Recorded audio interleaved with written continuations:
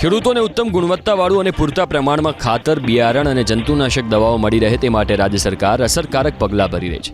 ત્યારે કૃષિમંત્રી જીતુ વાઘાણીએ ગેરરીતિ આચરતા તત્વોને ચેતવણી આપી છે કે ખેડૂતોના હિત શત્રુઓ, ગેરકાયદેસર પ્રતિબંધિત કે ઓછી ગુણવત્તાવાળી કૃષિ સામગ્રી વેચનારા કે સંગ્રહખોરી કરનારા તત્વોને સરકાર સાંખી નહીં લે. આવા ગેરકાનૂની કામ કરતા તત્વો સાથે કાયદાનું શસ્ત્ર ઉગામીને કડક કાર્યવાહી કરવાના કૃષિમંત્રીએ સ્પષ્ટ નિર્દેશ આપ્યા.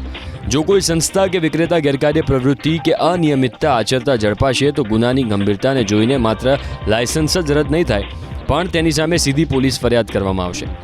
ચાલુ વર્ષે માત્ર 3 જ મહિનામાં 85 વિજિલન્સ ટીમોએ બિયારણ, ખાતર અને જંતુનાશક દવાના કુલ 3526 ઉત્પાદકો, વિક્રેતાઓ અને ટેકનિકલ ગ્રેડ યુરિયા વાપરતા 74 એકમોની સઘન તપાસ કરી, જેમાં ગુણવત્તાની ચકાસણી માટે કુલ 1060 નમૂના લેવામાં આવ્યા છે.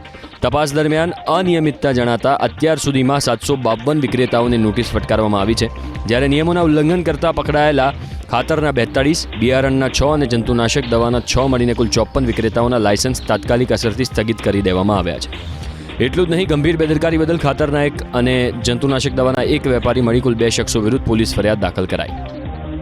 બિયારણ કે ખાતરના વેચાણમાં જે કાંઈ લોકો ગેરરીતિ કરતા હશે એ તત્વો હવે સીધા જેલ ભેગા થવાના છે.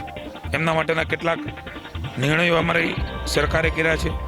છેલ્લા 3 મહિનામાં લગભગ 54 લાયસન્સ કેન્સલ કર્યા છે, 2 પોલીસ ફરિયાદ કરી છે.